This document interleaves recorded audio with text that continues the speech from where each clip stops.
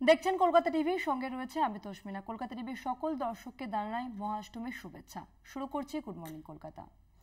প্রাণের উৎসবে আজ মহাষ্টমী। মণ্ডপে মণ্ডপে চলছে কুমারী পুজো, পুষ্পাঞ্জলির প্রস্তুতি, ঢাকের তালে ঢাকির নাচে শারদ ছন্দে গ্রাম বাংলা। এই মুহূর্তে আমরা জয়রামবাটির ছবিটা আপনাদের সামনে তুলে ধরছি। মণ্ডপে মণ্ডপে চলছে কুমারী পুজো, পুষ্পাঞ্জলির প্রস্তুতি। জয়রামবাটি থেকে সরাসরি রয়েছে আমাদের প্রতিনিধি স্বরূপ গঙ্গোপাধ্যায়। স্বরূপ, তুমি এই মুহূর্তে কোন মণ্ডপে রয়েছে এবং কি ছবি ধরা পড়ছে?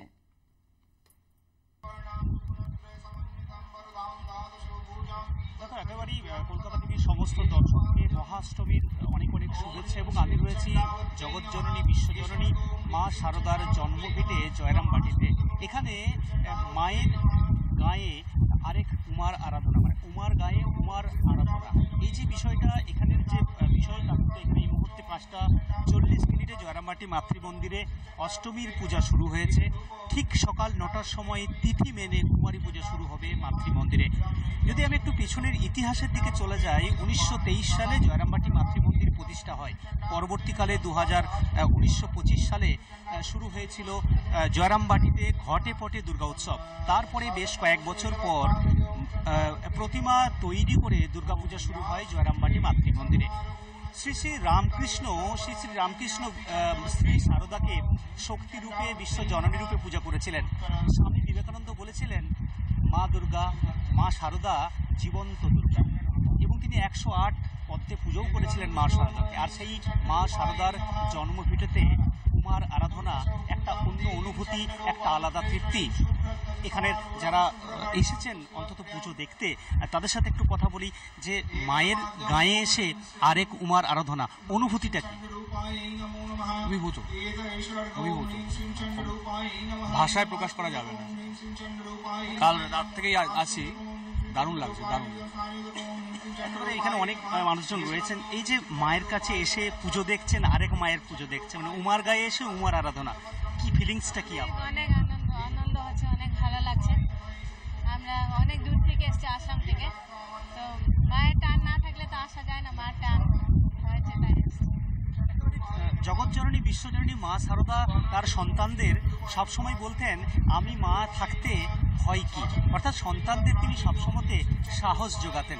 এখানে যারা ভক্ত এসেছেন তারা সারা বছর জয়রামবাটি মাতৃমন্দিরে আসেন, মাকে দর্শন করেন, মায়ের কাছে এসে প্রার্থনা করেন।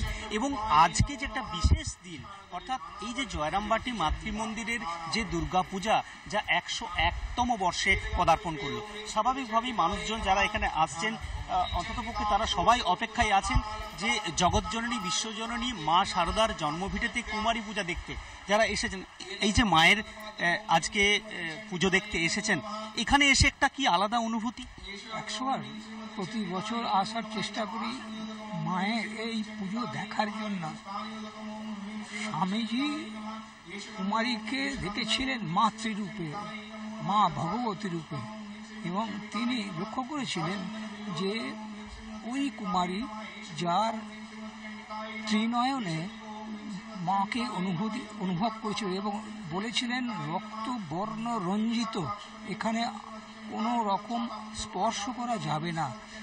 সেই কারণে এই বেলুর মঠে বিভিন্ন সংগঠনের যত শাখা প্রশাখা আছে, যেখানে মাতৃপূজা হয় সেখানে কুমারী পুজো অবশ্যই হয়।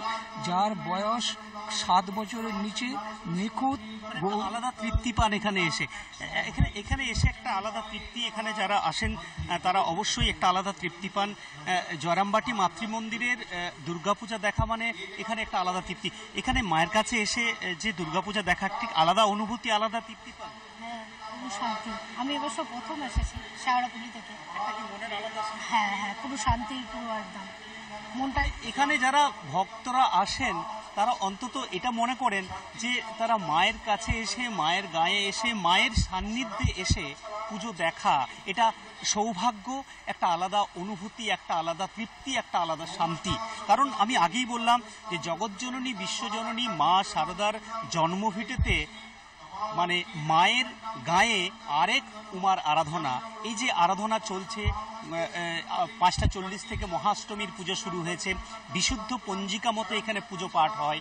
ঠিক সকাল 9টার সময় তিথি মেনেই এই মায়ের সামনেই কুমারী পুজো শুরু হবে। অর্থাৎ এই যে কুমারী পুজো, এই যে জয়রামবাটির পরিবেশ, জয়রামবাটির মায়ের যে জন্ম ভিটে, সেখানে পুজো মানে যারা দর্শনার্থী, যারা ভক্ত এখানে আসেন, তারা মাকে যেন মায়ের সান্নিধ্যে যেন আসতে পান, মায়ের কাছে একটা শান্তি পান, এই বিষয়টা কিন্তু ভক্তরা এখানে এই পুজোতে এসে জানাচ্ছেন। একেবারেই ধন্যবাদ স্বরূপ।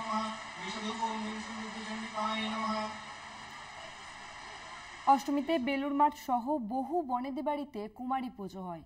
আর এই মুহূর্তে সেই ছবি আপনাদের সামনে তুলে ধরলাম, জয়রামবাটির ছবি, যেখানে মণ্ডপে মণ্ডপে ইতিমধ্যেই পুজো শুরু হয়েছে, পুষ্পাঞ্জলির প্রস্তুতি শুরু হয়েছে এবং দূর দূরান্ত থেকে ভক্তরা এসেছেন, তারা মায়ের কাছে আশীর্বাদ নিচ্ছেন। প্যান্ডেল হপিং, পেট পুজো, আড্ডায় একেবারে মাতোয়ারা বাংলা অষ্টমীতে।